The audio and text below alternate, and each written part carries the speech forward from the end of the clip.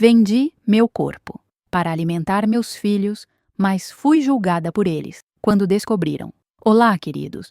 Antes de começar a contar minha história, peço que deixem um like neste vídeo, se inscrevam no canal e comentem de qual cidade vocês estão assistindo. Isso me ajuda muito a continuar trazendo essas histórias reais para vocês. Hoje, vou compartilhar algo que guardei no peito por mais de 20 anos, algo que mudou minha vida para sempre. Meu nome é Helena, tenho 62 anos e vou contar para vocês a história mais difícil da minha vida.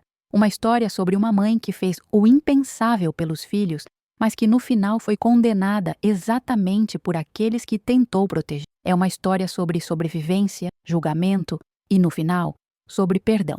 Tudo começou no ano de 1995, quando eu tinha 33 anos e era mãe de 3 crianças lindas.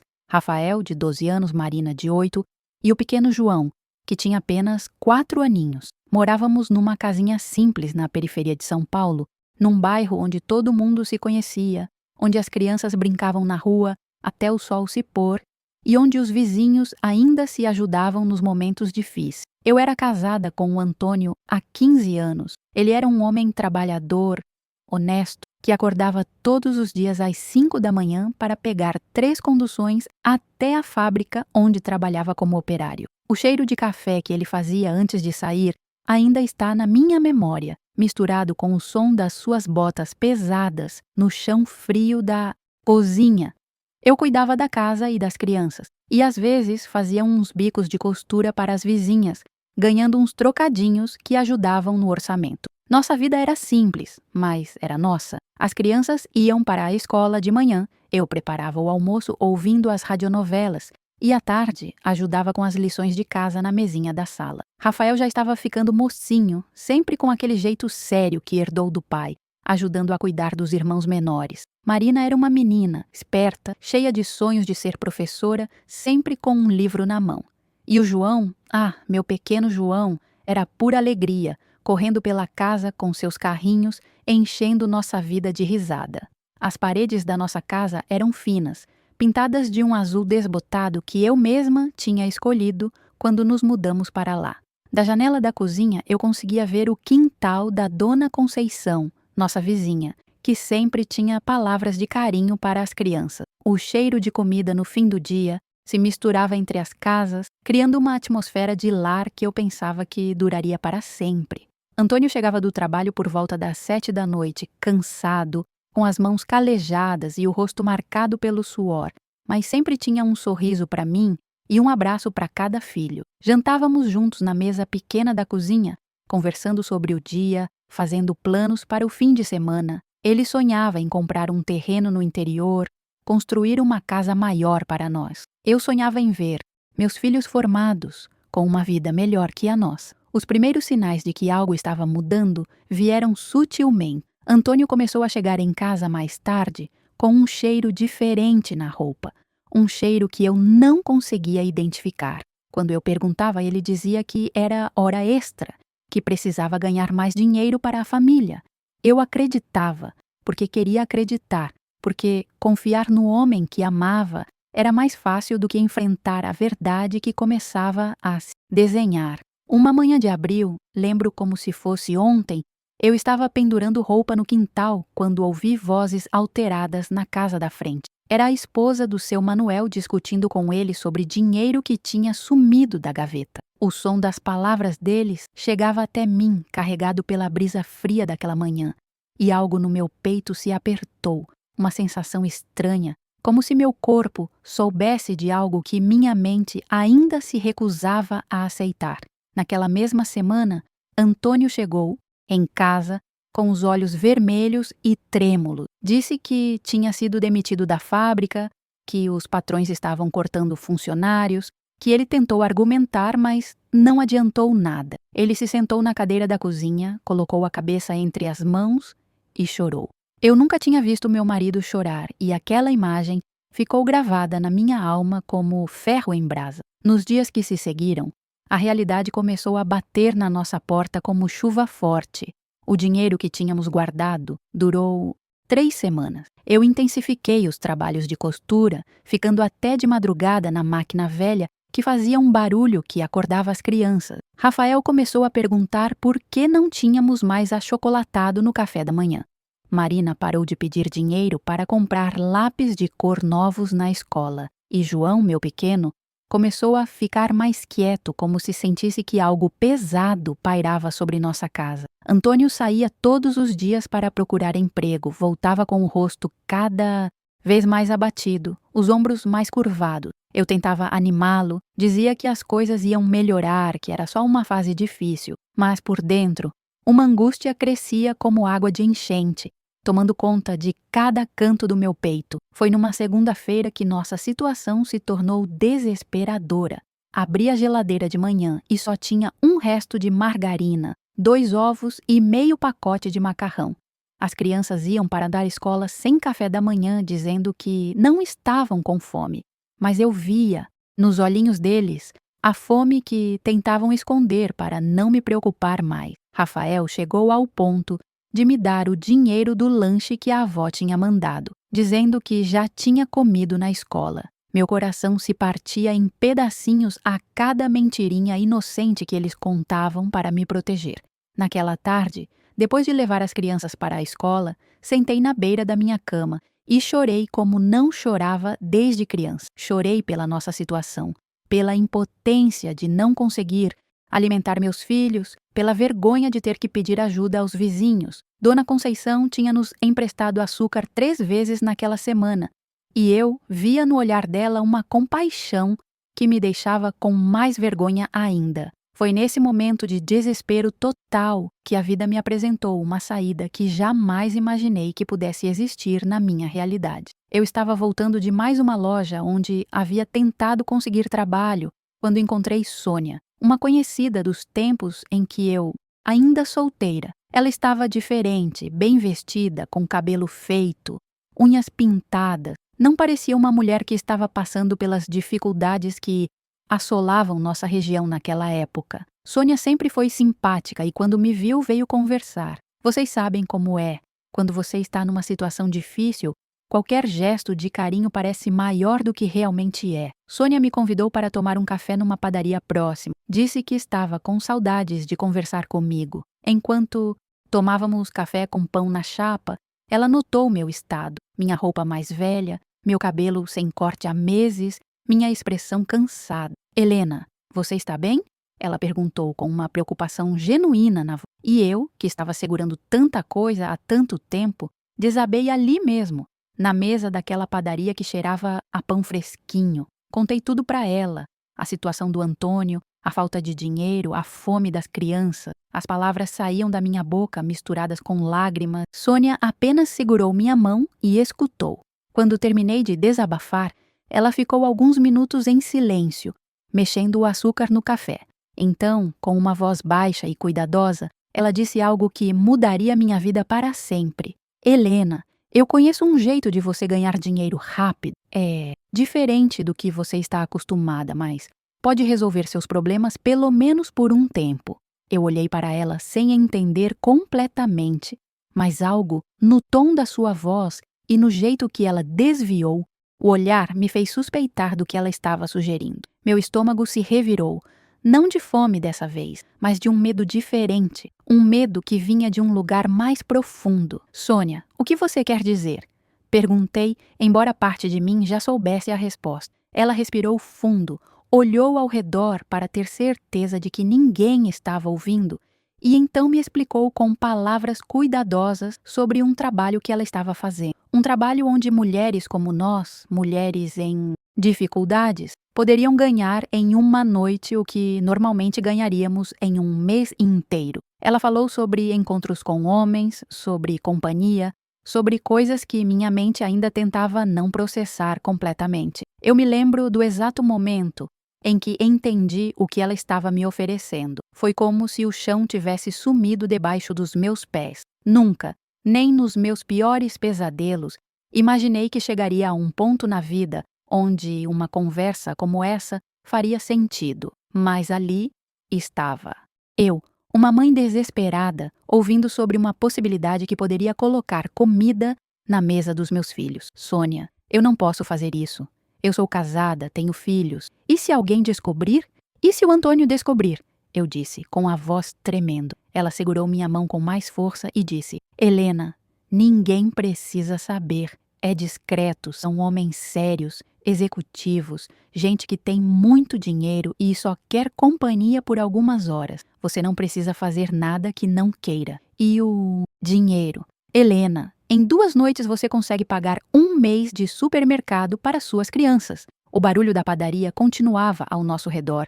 Pessoas conversando, xícaras batendo nos pires, a vida normal seguindo seu curso enquanto minha vida inteira balançava numa gangorra impossível. De um lado, meus princípios, minha dignidade, tudo em que sempre acreditei sobre certo e errado. Do outro lado, os rostinhos famintos dos meus filhos, o olhar de decepção do Rafael quando não tinha dinheiro para a excursão da escola, a tristeza da Marina quando todos os amigos tinham material escolar novo, menos ela.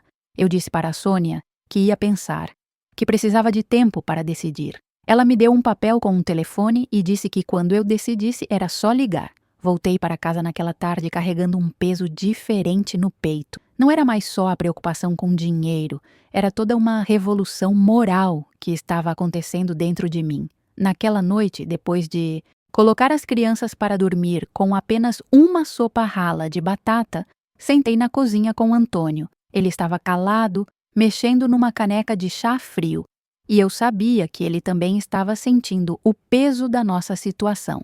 Tentei conversar sobre possibilidades de trabalho, sobre o que poderíamos fazer, mas ele apenas balançava a cabeça, perdido nos próprios pensamentos. Helena, eu não sei mais o que fazer, ele disse com uma voz que eu nunca tinha ouvido antes. Era uma voz derrotada, quebrada. Eu tentei conseguir trabalho em todos os lugares possíveis. Ninguém está contratando. E eu vejo nossos filhos com fome. Vejo você emagrecendo e me sinto o pior pai do mundo. Naquele momento, olhando para meu marido despedaçado, para nossa casa que começava a ficar vazia, sentindo o cheiro da pobreza que estava se instalando entre nós como um hóspede indesejado, eu tomei a decisão mais difícil da minha. No dia seguinte, depois de levar as crianças para a escola, voltei para casa com as pernas tremendo e liguei para o número que Sônia tinha me dado. Uma voz feminina atendeu, profissional, gentil.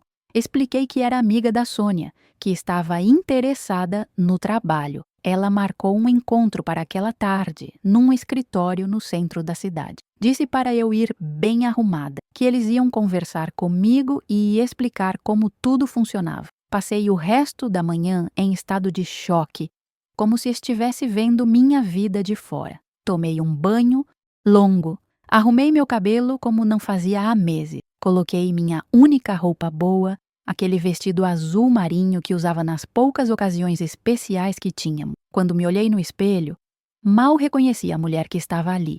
Era eu, mas ao mesmo tempo era alguém completamente diferente. Alguém que estava prestes a cruzar uma linha que nunca imaginou que existisse. O trajeto até o centro da cidade foi uma tortura. A cada estação do metrô, uma parte de mim gritava para descer, para voltar para casa, para encontrar outro jeito. Mas a cada estação, eu também pensava no João pedindo um pedacinho de pão a mais no jantar, no Rafael fingindo que não estava com fome, na Marina olhando com tristeza para os cadernos em branco que não podia comprar. O escritório ficava num prédio comercial, no 10º andar. Era um ambiente limpo, com móveis elegantes, nada parecido com o que eu imaginava que seria.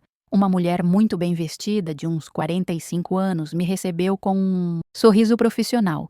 Seu nome era Margaret, e ela conversou comigo durante quase 1 hora, explicando como funcionava o trabalho. Ela foi clara e direta, sem rodeios. Falou sobre clientes selecionados, homens bem-sucedidos que pagavam por companhia feminina. Explicou as regras, as precauções de segurança, os valores. Quando mencionou quanto eu poderia ganhar por noite, meu coração disparou. Era mais dinheiro do que Antônio ganhava em 2 meses trabalhando na fábrica. Helena, você parece uma mulher inteligente e responsável. Este trabalho não é para qualquer pessoa. Requer discrição absoluta e profissionalismo. Você teria condições de manter isso completamente separado da sua vida pessoal? Ela perguntou, me estudando com olhos experientes. Eu engoli em seco e respondi que sim, embora não tivesse certeza de nada. Ela me deu alguns dias para pensar e disse que, se eu decidisse aceitar, começaria na semana seguinte. Voltei para casa naquela tarde numa montanha-russa de emoções. Vergonha, medo, esperança, desespero, tudo misturado num turbilhão que me deixava zonza. Peguei as crianças na escola, como sempre fazia, ajudei com as lições, preparei o jantar, o pouco que tínhamos, e tentei agir normalmente. Mas por dentro eu sentia como se carregasse um segredo que pesava tonelada. Na noite seguinte, depois que todos dormiram, fui até o quintal e olhei para as estrelas. Era uma noite clara de outono e o céu parecia imenso sobre nossa casa pequena. Fiquei ali por horas, tentando encontrar uma resposta, uma alternativa, um sinal divino que me mostrasse outro caminho. Mas o único som que ouvia era o barulho da geladeira vazia, ligando e desligando, e o suspiro do João no quarto, sonhando talvez com comidas que não podia ter. Foi naquele momento, sozinha no quintal, sentindo o ar frio da madrugada na pele, que tomei minha decisão final. 3 dias depois, numa quinta-feira que ficou gravada na minha memória como o divisor de águas da minha vida, voltei ao escritório da Margarete. Assinei uns papéis, recebi instruções detalhadas e ela marcou meu primeiro encontro para a noite seguinte. Ela me explicou que o cliente era um empresário da região, homem casado que viajava muito a trabalho e procurava companhia discreta quando estava na cidade. Disse que ele era educado, respeitoso, que nosso encontro seria num hotel elegante no centro. Eu ouvia as instruções como se estivesse num sonho estranho, anotando mentalmente cada detalhe, enquanto uma parte de mim ainda não acreditava que aquilo estava realmente acontecendo. Na sexta-feira, antes de sair de casa, preparei o jantar das crianças, ajudei com as lições, coloquei todos para dormir. Disse para o Antônio que ia na casa da minha irmã, que ela estava precisando de uma companhia porque estava se sentindo deprimida. Era a primeira mentira direta que eu contava para meu marido em 15 anos de casamento, e ela saiu da minha boca com uma facilidade que me assustou. Me arrumei no banheiro usando uma maquiagem mais carregada que Sônia tinha me emprestado, um perfume que não era meu, roupas que a Margarete tinha sugerido. Quando me olhei no espelho antes de sair, não reconheci a mulher que estava ali. Era como se eu tivesse me dividido em 2 pessoas. A Helena, mãe de família, que ficava em casa cuidando das crianças, e essa outra Helena que estava prestes a fazer algo impensável. O hotel era realmente elegante, com tapetes macios no lobby e um cheiro suave de flores que saía de algum lugar que eu não conseguia identificar. O cliente, que se apresentou apenas como Roberto, era um homem de uns 50 anos, bem vestido, que falava baixinho e parecia mais nervoso. Jantamos no restaurante do hotel. Ele falou sobre trabalho, sobre viagem, sobre coisas do cotidiano. Por alguns momentos, quase esqueci o que eu estava fazendo ali. Quando subimos para o quarto, meu coração batia tão forte que eu tinha certeza de que ele podia ouvir. As próximas 2 horas foram uma experiência que meu cérebro registrou como se fosse um filme assistido por outra pessoa. Eu estava ali, mas ao mesmo tempo não estava. Pensava nos meus filhos dormindo em casa, no dinheiro que aquilo representava, na comida que eu poderia comprar no dia seguinte. Quando tudo terminou, Roberto me deu o dinheiro num envelope branco, me agradeceu pela companhia, disse que tinha sido uma noite prazerosa. Ele foi respeitoso do início ao fim, tratou tudo como uma transação profissional, quase como se fosse um jantar de negócio. Isso me tranquilizou um pouco, mas não diminuiu o peso do que tinha acontecido. Voltei para casa de madrugada, tomei um banho longo, deitei na cama ao lado do Antônio, que dormia profundamente, e fiquei acordada até o sol nascer. No dia seguinte, enquanto minha família ainda dormia, saí cedo e fui ao supermercado. Comprei tudo que não conseguíamos comprar há meses: carne, frutas, iogurte, achocolatado, biscoitos, tudo o que via nos olhos das crianças quando passávamos pelos corredores nos últimos tempos. Quando as crianças acordaram e viram a mesa do café da manhã cheia, a alegria deles foi como um remédio e um veneno ao mesmo tempo. Rafael sorriu de um jeito que não sorria há meses. Marina bateu palmas e deu pulinhos. João comeu 2 fatias de pão com manteiga e ainda pediu mais. Antônio me perguntou como tinha conseguido dinheiro para tanto supermercado e eu disse que minha irmã tinha me emprestado, que ela estava numa situação melhor e queria ajudar. Mais uma mentira. Mais uma camada de segredos se formando sobre nossa vida. Nos meses que se seguiram, minha vida se dividiu em 2 mundos completamente diferentes. Durante o dia, eu era a Helena de sempre. Mãe dedicada, esposa cuidadosa, vizinha simpática. Levava as crianças para a escola, cuidava da casa, conversava com as vizinhas sobre receitas e sobre os problemas do bairro. Mas 2 vezes por semana, quando anoitecia, eu me transformava na outra Helena. Margarete tinha outros clientes para mim, todos homens bem-sucedidos, discretos, que pagavam bem pela companhia. Com o tempo, desenvolvi uma rotina. Criava desculpas elaboradas para sair de casa, me arrumava em banheiros de shopping centers, guardava o dinheiro numa conta que abria em segredo. A cada encontro, uma parte de mim morria um pouquinho, mas outra parte se fortalecia vendo meus filhos bem alimentados, bem vestidos, com tudo o que precisavam. Rafael conseguiu participar de todas as excursões da escola. Marina ganhou uma mochila nova e um estojo cheio de lápis de cor. João teve brinquedos novos e roupas que serviam direito. Antônio parou de ter aquele olhar derrotado, porque, mesmo sem emprego, nossa situação financeira estava estável. Ele acreditava que era tudo por causa da ajuda da minha irmã, e eu alimentava essa mentira com histórias cada vez mais elaboradas sobre a generosidade dela. O peso dos segredos começou a se manifestar no meu corpo de maneiras que eu não esperava. Perdi peso mesmo comendo melhor, comecei a ter insônias frequentes e, às vezes, no meio de conversas normais com a família, eu me pegava perdida em pensamentos, como se minha mente estivesse sempre dividida entre 2 lugares. Durante quase 2 anos, consegui manter essa dupla vida. Aprendi a mentir com naturalidade, a criar desculpas convincentes, a esconder qualquer rastro do que fazia nas noites em que saía. Aprendi também a desligar minha mente durante os encontros, a tratar tudo como um trabalho mecânico necessário para o bem da minha família. Mas segredos dessa magnitude têm vida própria. E um dia eles encontram uma forma de vir à tona. Foi numa tarde de sábado, quando as crianças estavam brincando no quintal e Antônio tinha saído para conversar com os amigos sobre uma possível oportunidade de trabalho. Eu estava organizando meus documentos na gaveta do quarto quando ouvi passos na sala. Pensei que fosse Antônio voltando, mas era Rafael. "Mãe, você está aí?" Ele chamou. "Estou no quarto, filho", respondi, fechando rapidamente a gaveta onde guardava os envelopes com dinheiro e alguns papéis relacionados ao meu trabalho secreto.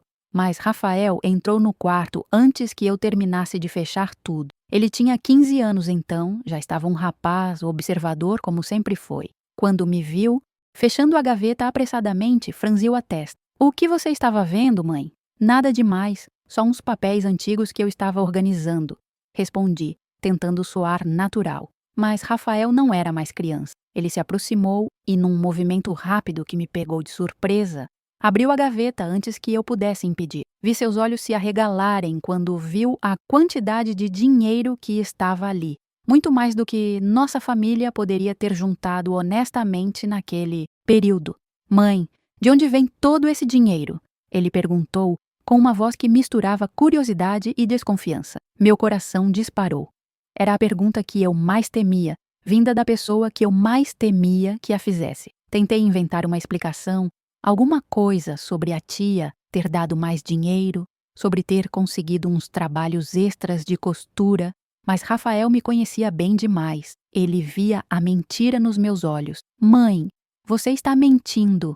Eu vejo quando você mente. Há meses que você sai de casa à noite com desculpas estranhas, volta tarde e, de repente, temos dinheiro para tudo. O que está acontecendo?" A pressão de 2 anos guardando segredos explodiu naquele momento. As lágrimas começaram a correr pelo meu rosto, e eu desabei ali mesmo, na frente do meu filho mais velho. Não conseguia mais sustentar as mentiras, não conseguia mais carregar aquele peso sozinha. Rafael, senta aqui, eu disse, fazendo um gesto para ele se sentar na cama ao meu lado. O que eu vou te contar é muito difícil de explicar e muito difícil de entender. Ele se sentou, com aquele jeito sério que sempre teve, esperando. E então, pela primeira vez em 2 anos, comecei a contar a verdade. Expliquei sobre o desemprego do pai, sobre nossa situação desesperadora, sobre a fome que eles passaram sem que soubessem, sobre o encontro com a Sônia, sobre a decisão que tomei. A cada palavra que saía da minha boca, via o rosto do Rafael mudando. Primeiro confusion, depois incredulidade, depois algo que me partiu o coração, nojo. Nojo de mim, da situação, do que sua mãe tinha se tornado. Quando terminei de contar, ficamos em silêncio por longos minutos. Eu podia ouvir o barulho das outras crianças brincando no quintal, a vida normal continuando do lado de fora, enquanto meu mundo desmoronava dentro daquele quarto. Mãe, você é uma prostituta? A pergunta saiu da boca dele como uma facada. Rafael, não é assim que você está pensando. Eu fiz isso por vocês, para que vocês não passassem fome, para que pudessem ter as coisas que precisavam. Tentei explicar, mas as palavras soavam vazias até para mim mesma. Ele se levantou da cama, passou as mãos no cabelo, começou a andar de um lado para o outro no quarto. Eu via o conflito na cara dele. O menino que me amava, lutando com o adolescente que estava tentando processar uma informação inaceitável para ele. Como você pôde fazer isso, mãe? Como você pôde se vender desse jeito e mentir pra gente esse tempo todo? Ele disse, com uma voz cheia de dor e raiva. Eu tentei me aproximar dele, segurar sua mão, mas ele se afastou. Naquele momento, senti como se tivesse perdido meu filho para sempre. Rafael, por favor, tenta entender. Eu não tinha escolha. Vocês estavam com fome, não tínhamos dinheiro para nada. Eu fiz o que uma mãe faz. Sacrifiquei tudo pelos meus filhos. Sacrificou? Mãe, você se prostituiu. Você dormiu com homens por dinheiro.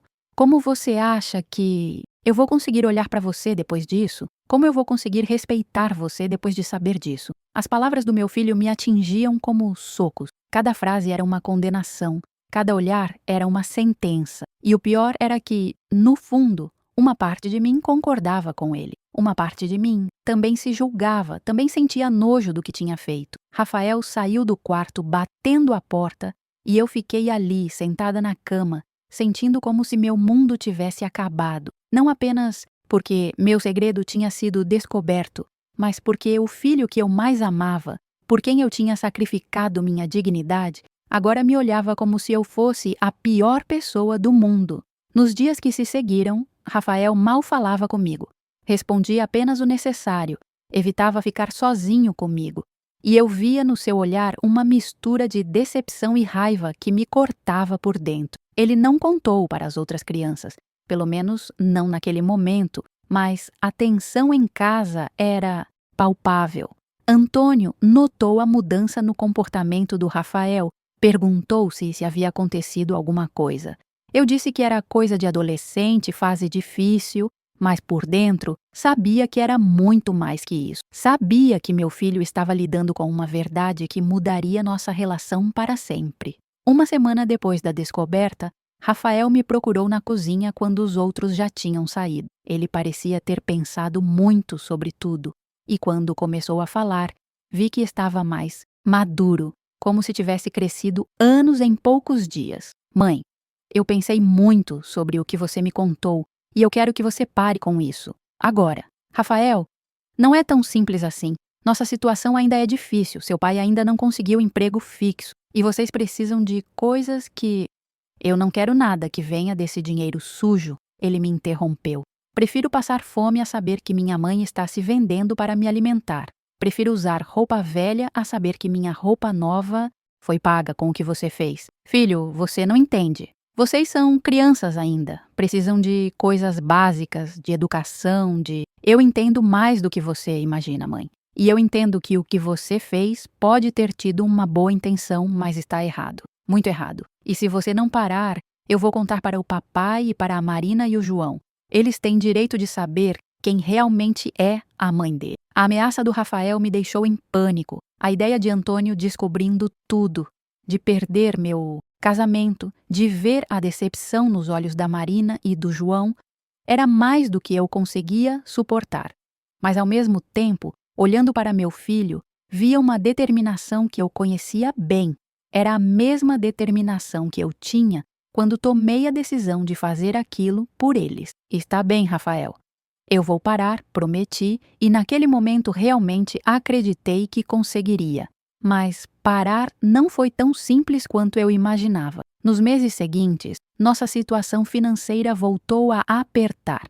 Antônio conseguiu alguns trabalhos temporários, mas nada fixo, nada que garantisse a estabilidade que tínhamos conquistado. Eu intensifiquei os trabalhos de costura, mas o dinheiro que ganhava era uma fração do que conseguia nas noites em que saía. Rafael me observava como um guarda, percebendo cada movimento meu, cada vez que eu ficava mais tempo fora de casa, cada desculpa que eu dava. A tensão entre nós era constante, como um fio esticado prestes a arrebentar. Foi numa sexta-feira, 3 meses depois da descoberta, que a situação chegou ao limite. João tinha ficado doente, com febre alta, e precisava de remédios caros. Marina precisava de material para um trabalho da escola. Rafael precisava de dinheiro para uma atividade obrigatória. Antônio tinha conseguido apenas 2 dias de trabalho naquela semana. Eu estava na cozinha, olhando para as contas acumuladas sobre a mesa, sentindo aquele desespero familiar voltando como uma onda,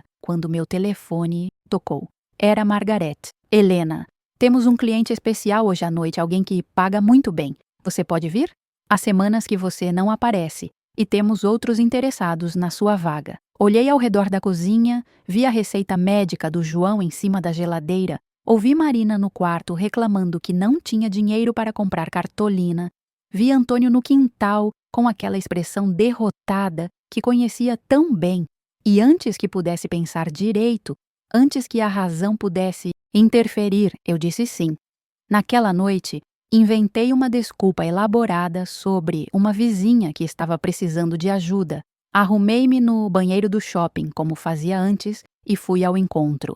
Eram quase R$ 2.000 por uma noite, dinheiro suficiente para resolver todos os nossos problemas imediato. Voltei para casa de madrugada, com o envelope na bolsa e o coração pesado de culpa, mas também com a sensação de alívio de poder comprar os remédios do João no dia seguinte, de poder dar dinheiro para a Marina, de poder contribuir novamente para a nossa sobrevivência. No sábado de manhã, Rafael notou minha ausência da noite anterior. Ele não disse nada na hora, mas eu via nos olhos dele que ele sabia e estava furioso. À tarde, quando Antônio saiu com João para comprar os remédios e Marina estava na casa de uma amiga, Rafael me confrontou na sala. Você saiu ontem à noite, não foi? Ele disse com uma voz controlada, mas cheia de raiva. Rafael, eu posso explicar? Você me prometeu que ia parar. Você olhou na minha cara e prometeu. E aí, na primeira dificuldade, você volta correndo para aquela vida nojenta. As palavras do meu filho me machucavam mais do que qualquer coisa que eu já tinha passado. Não eram apenas palavras de raiva de adolescente, eram palavras de alguém que tinha perdido completamente a confiança em mim. Filho, você não entende a pressão que eu sinto. Vocês precisam de tantas coisas e eu não consigo dar do jeito certo. Eu tento trabalhar honestamente, mas não é suficiente. Nunca é suficiente. Então é melhor você ser uma prostituta? É melhor você se vender na rua do que enfrentar as dificuldades como uma família normal? Não é na rua, Rafael. São pessoas educadas, em lugares seguros e... Você está se ouvindo, mãe? Você está defendendo isso? Você realmente acha que existe diferença entre vender seu corpo num hotel chique ou na esquina? Eu não conseguia responder, porque no fundo eu sabia que ele estava certo. Eu sabia que tinha cruzado uma linha que não deveria ter cruzado e que cada justificativa que eu dava soava mais vazia que a anterior. Rafael passou as mãos no rosto, respirou fundo E então disse algo que mudou tudo. Eu vou contar para o papai e para os meus irmãos. Hoje à noite, quando todo mundo estiver junto, eu vou contar tudo. Meu mundo desabou naquele momento. Eu supliquei, chorei, implorei para que ele não fizesse aquilo. Prometi que ia parar de verdade dessa vez, que ia encontrar outro jeito, que ia fazer qualquer coisa menos aquilo. Mas Rafael estava irredutível. Ele tinha tomado uma decisão e nada que eu dissesse ia fazê-lo mudar de ideia. Aquela foi a tarde mais longa da minha. Cada minuto que passava era um minuto a menos para o momento em que minha família inteira ia descobrir quem eu realmente me tornava. Tentei imaginar a reação do Antônio, o choque da Marina, a confusão do pequeno João. Tentei me preparar para a possibilidade de perder tudo que eu mais amava no mundo. Quando anoiteceu e todos estavam em casa, Rafael pediu para que nos sentássemos na sala. Disse que tinha algo importante para falar. Antônio ficou preocupado, perguntou se era sobre escola, sobre namoro, sobre drogas. Marina e João se sentaram curiosos, esperando alguma novidade do irmão mais velho. Eu estava sentada no sofá com as mãos tremendo, sentindo como se fosse a última noite da minha vida. Rafael ficou de pé no meio da sala, olhou para cada um de nós e então começou a falar. Papai, Marina, João, vocês precisam saber de uma coisa sobre a mamãe. Uma coisa que eu descobri há alguns meses e que não consegui mais guardar só para mim. O silêncio na sala era pesado. Antônio franziu a testa. Marina inclinou a cabeça curiosa. João balançava as perninhas no sofá sem entender a seriedade do momento. A mamãe não estava ajudando tia nem fazendo trabalhos extras de costura para conseguir dinheiro para nossa família. A verdade é que a mamãe estava se prostituindo. A palavra caiu na sala como uma bomba. O silêncio que se seguiu foi o mais alto que já escutei na vida. Antônio ficou pálido, abriu e fechou a boca várias vezes sem conseguir falar. Marina olhou de Rafael para mim, tentando processar a informação. João, coitado, perguntou o que significava aquela palavra. Foi Antônio quem reagiu primeiro. Ele se levantou do sofá como se tivesse levado um choque, olhou para mim com uma expressão que misturava incredulidade e horror. Helena, o que o Rafael está dizendo? Por favor, me diz que isso é mentira. Me diz que nosso filho está inventando uma história absurda. Eu abri a boca para negar, para inventar mais uma mentira, para tentar salvar o que restava da minha família, mas as palavras não saíram. Depois de anos mentindo, depois de carregar aquele peso sozinha, eu simplesmente não conseguia mais mentir. É verdade. Antônio, eu disse, com uma voz que mal reconheci como minha. É verdade. O que aconteceu depois foi uma sequência de eventos que se gravou na minha memória como uma série de fotografias dolorosas. Antônio gritando, perguntando como eu pude fazer aquilo com nossa família. Marina chorando, dizendo que não entendia nada. João começando a chorar também, assustado com a gritaria. Rafael de pé no meio da sala, com uma expressão de satisfação sombria por ter finalmente revelado a verdade. Antônio saiu de casa batendo a porta, dizendo que precisava de ar, que não conseguia ficar no mesmo ambiente que eu. Marina correu para o quarto dela e se trancou. João ficou na sala comigo, chorando e perguntando por que todo mundo estava bravo, por que o papai tinha saído, o que estava acontecendo. Peguei meu filho mais novo no colo, senti o cheiro dos cabelos dele, a textura macia da pele do rostinho e chorei como nunca tinha chorado na vida. Chorei pela inocência que tinha perdido, pela família que estava se despedaçando, pela decisão terrível que tinha tomado e pelas consequências que agora se desdobravam como dominós caindo. Rafael me observava de longe, e quando nossos olhares se cruzaram, vi que ele também estava chorando. Não era mais o adolescente furioso que tinha me confrontado. Era um menino assustado que tinha destruído sua própria família na tentativa de salvar sua dignidade. Mãe, eu não queria que fosse assim, ele disse com uma voz quebrada. Eu sei, filho, eu sei. Antônio voltou 3 dias depois, mas era um homem diferente. Falava comigo apenas o necessário. Dormia no sofá da sala. Evitava qualquer tipo de contato físico ou emocional. Quando as crianças perguntavam o que estava acontecendo, ele dizia que eram problemas de adulto, que ia passar, Marina demorou semanas para conseguir me olhar nos olhos novamente. Quando finalmente voltou a me dirigir a palavra, foi para fazer perguntas que me partiam o coração. Mãe, quantos homens foram? Mãe, você gostava de fazer aquilo? Mãe, por que você não pediu ajuda para alguém da família? Cada pergunta era uma agulhada, porque me obrigava a explicar escolhas que eu mesma mal entendia. Como explicar para uma criança de 10 anos que às vezes as mães fazem coisas terríveis achando que estão protegendo os filhos? Como explicar que o amor de mãe pode nos levar a lugares que jamais imaginamos que poderíamos ir? O pequeno João foi quem menos entendeu toda a situação, mas foi quem mais sofreu com as consequências. Ele sentia a tensão em casa, via que os pais não se falavam mais, que os irmãos estavam sempre sérios, que as refeições em família tinham se tornado momentos silenciosos e desconfortáveis. Durante meses, nossa casa foi um lugar onde 5 pessoas viviam como estranhos, cada um lidando com a situação à sua maneira, cada um carregando sua parte da dor e da decepção. Eu tentava reconquistar a confiança deles, tentava explicar minhas motivações, tentava mostrar que tudo o que tinha feito foi por amor, mas amor sem confiança é como uma planta sem raiz, não consegue se sustentar. Rafael, depois da confissão, ficou mais retraído. Acho que ele percebeu que revelar a verdade não trouxe a sensação de justiça que esperava. Em vez disso, trouxe culpa por ter sido o responsável por destruir a família. Várias vezes eu o encontrei olhando pela janela, perdido em pensamentos, carregando um peso que não era para ser carregado por alguém da idade dele. A situação financeira, ironicamente, piorou ainda mais depois da revelação.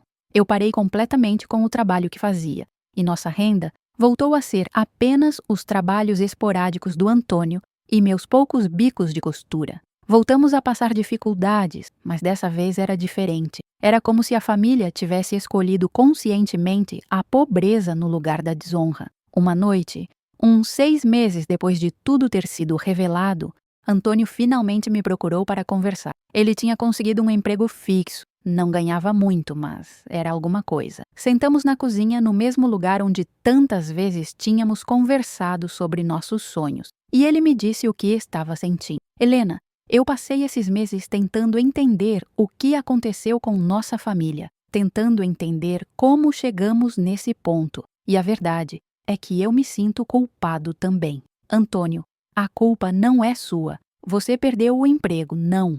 Foi por escolha sua.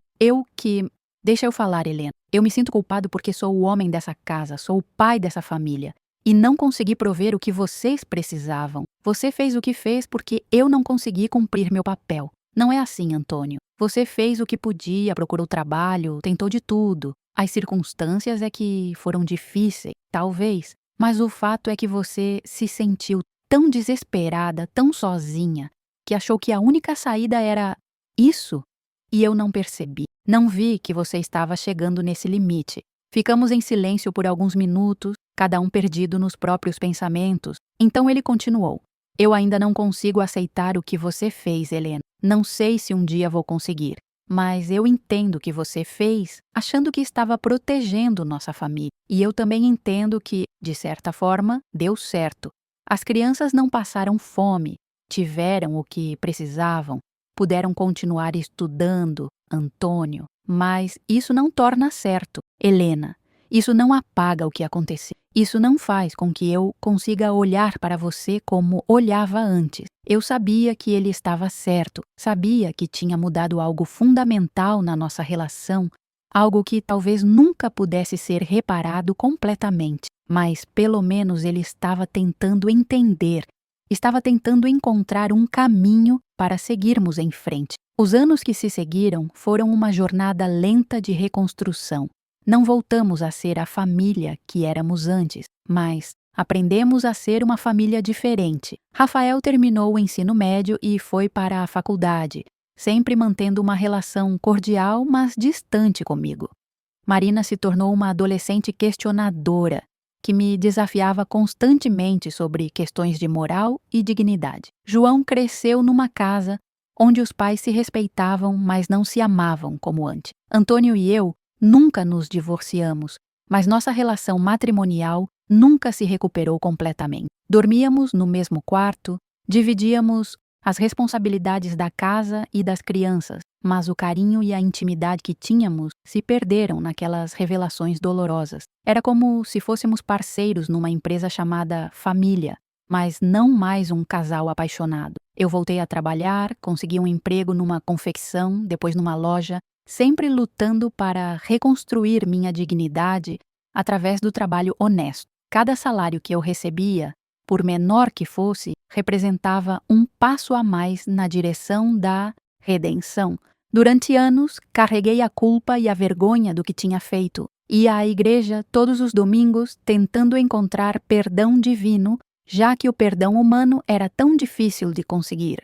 Conversava com o padre, participava de grupos de oração, buscava em Deus a força para seguir em frente. Rafael se formou em engenharia, arrumou um bom emprego, casou-se com uma moça maravilhosa. Quando nasceu meu primeiro neto, ele me procurou e disse algo que nunca vou esquecer. Mãe, eu vou ser pai agora. E isso me fez pensar muito sobre o que é ser pai, sobre o que é ser mãe, sobre as escolhas impossíveis que os pais às vezes têm que fazer pelos filhos. Ele segurou minha mão, coisa que não fazia há anos, e continuou.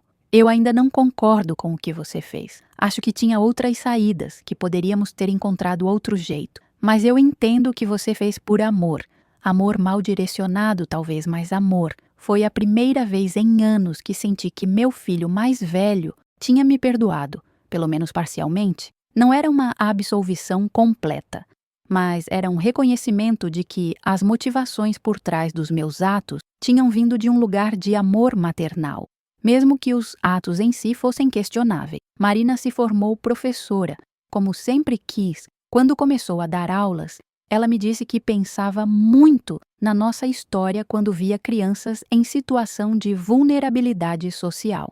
Ela nunca me perdoou completamente pelo que fiz, mas desenvolveu uma compreensão mais madura sobre as complexidades da vida e sobre como a pobreza pode levar as pessoas a escolhas desesperadas. João, que tinha sido pequeno demais para entender tudo na época, cresceu ouvindo a história em fragmento. Quando se tornou adulto, ele me procurou para conversar sobre tudo. Foi a conversa mais difícil que tive com qualquer dos meus filhos, porque ele queria detalhes, queria entender cada decisão, cada momento. Mãe, você salvou nossa família ou destruiu nossa família? Ele me perguntou numa tarde de domingo, quando estávamos sozinhas na cozinha. Eu acho que fiz as duas coisas, João. Salvei vocês da fome e da pobreza extrema, mas destruí a inocência da família, a confiança, a união que tínhamos. Você se arrepende? Todos os dias da minha vida. Não de ter tentado ajudar vocês, mas da forma como escolhi fazer isso. Se eu pudesse voltar no tempo, procuraria outras alternativas, pediria ajuda para mais gente, tentaria outras coisas antes de chegar naquela extremo. E hoje em dia, nos meus 62 anos, carregando essa história no peito, o que posso dizer para quem está me ouvindo é que as escolhas que fazemos em momentos de desespero têm consequências que vão muito além do que imaginamos. Eu pensei que estava protegendo meus filhos, mas acabei machucando-os de uma forma que nenhuma fome poderia machucar. Aprendi que a pobreza é cruel, mas que a desonestidade é mais cruel ainda. Aprendi que o amor de mãe pode nos cegar para as consequências dos nossos atos. Aprendi que mentir para proteger quem amamos é ainda mais destrutivo que a verdade dolorosa. Hoje, meus filhos são adultos bem-sucedidos. Cada um construiu sua própria vida, suas próprias famílias. Eles me respeitam, me visitam, me incluem nas celebrações familiares. Mas nossa relação nunca voltou a ter a inocência e a confiança que existia antes. Há sempre uma sombra, uma lembrança daqueles anos difíceis, uma cicatriz que nunca sara completamente. Antônio e eu ainda vivemos juntos, já somos avós, já passamos dos 60 anos. Nossa relação é cordial, cheia de respeito mútuo, mas sem a paixão e a cumplicidade que tínhamos na juventude. Ele me perdoou a seu modo, mas nunca esqueceu. E eu não espero que esqueça. Para vocês que estão me ouvindo, que talvez estejam passando por dificuldades financeiras, que talvez estejam considerando fazer coisas desesperadas para resolver problemas imediatos, eu quero dizer: procurem ajuda. Procurem família, amigos, instituições de caridade, governos, igrejas. Existe sempre uma alternativa, mesmo que ela não seja óbvia no momento.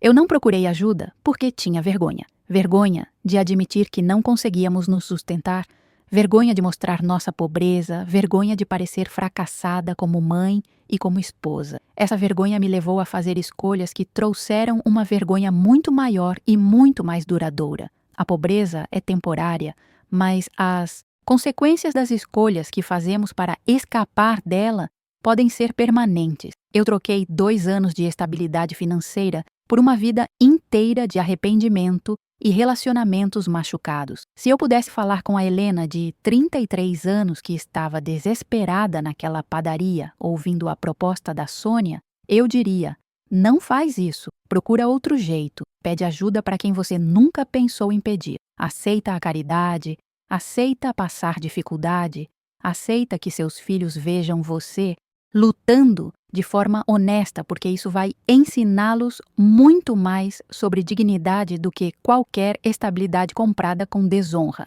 Meus filhos me perdoaram, cada um do seu jeito e no seu tempo. Meu marido me perdoou do jeito dele. Deus me perdoou. Eu tenho certeza disso, mas eu ainda estou aprendendo a me perdoar. Esta é minha história, querido. Uma história de amor maternal mal direcionado, de escolhas desesperadas, de consequências inesperadas e de uma família que se reconstruiu sobre os escombros da confiança perdida. Espero que ela sirva de reflexão para vocês, que os ajude a pensar 2 vezes antes de tomar decisões irreversíveis em momentos de desespero. A vida é difícil para todos nós, mas as escolhas que fazemos para enfrentar as dificuldades definem quem somos e como seremos lembrados pelas pessoas que amamos. Escolham sempre o caminho da honestidade, mesmo que seja o caminho mais difícil, porque no final das contas, é melhor ser pobre com dignidade do que próspero com vergonha. Obrigada por me escutarem, obrigada por não me julgarem enquanto eu contava essa história. E lembrem-se, não importa que erros vocês tenham cometido no passado, sempre é possível recomeçar, sempre é possível buscar o perdão, sempre é possível reconstruir relacionamentos machucados com paciência, amor e tempo. Um abraço no coração de cada um de vocês.